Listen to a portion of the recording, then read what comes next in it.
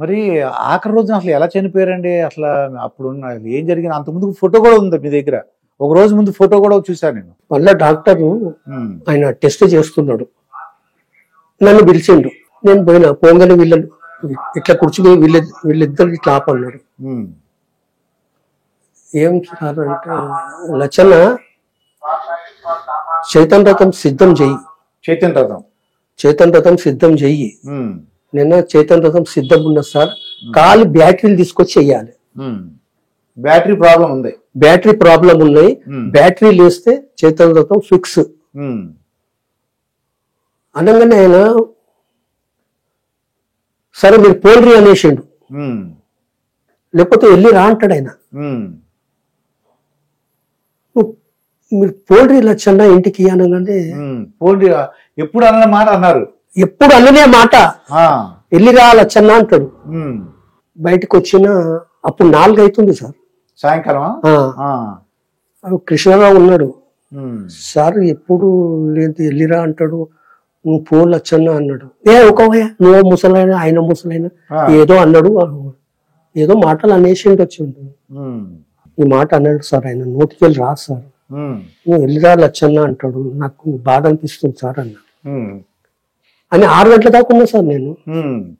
వెళ్ళిపో అన్నా సరే 6 గంటల వరకు ఉన్నారు. 6 గంటల మట్టుకున్నా నేను.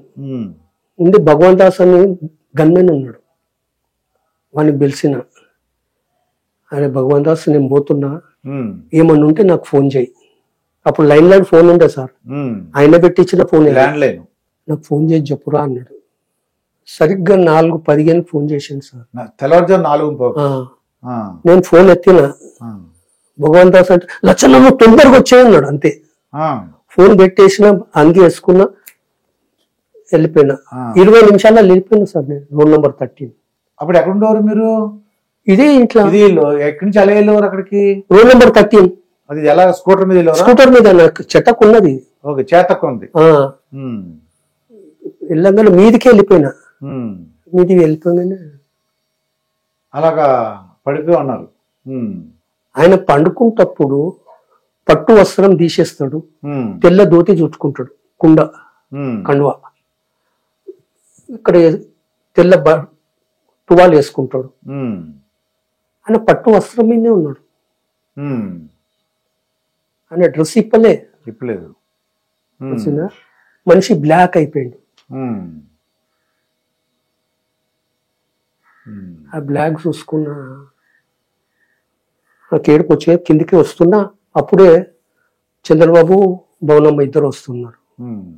వాళ్ళకి ఇట్లా చూపెట్టేసి నేను కిందికి వచ్చేసిన. 6 అయింది సార్, 6 అయింది. అప్పుడే ఇక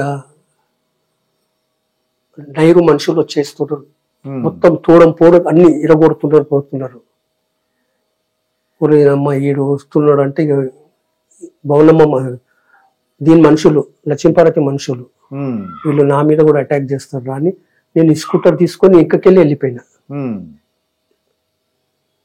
3 నెలల దాకా నేను కనపడలేదు.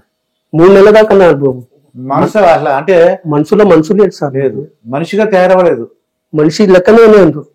3 నెలలు మా డిపార్ట్మెంట్ వాళ్ళు కూడా లచ్చన్న నువ్వు ఉండు, అక్కడనే ఉండు, ఇంటికాడనే ఉండు, నీ ఇష్టం ఉన్నప్పుడు వచ్చి సైన్ పెట్టు. వాళ్ళు 2-3 సార్లు ఇంటికి వచ్చే పైసలు ఇచ్చారు, జీతాలు ఇచ్చారు నాకు. డ్యూటీలో కూడా నేను ఆఫీస్ పోయి జీతం తీసుకుంటుంటుంది, కానీ డిపార్ట్మెంట్ల కాడ తీసుకోకపోతుంటుంది.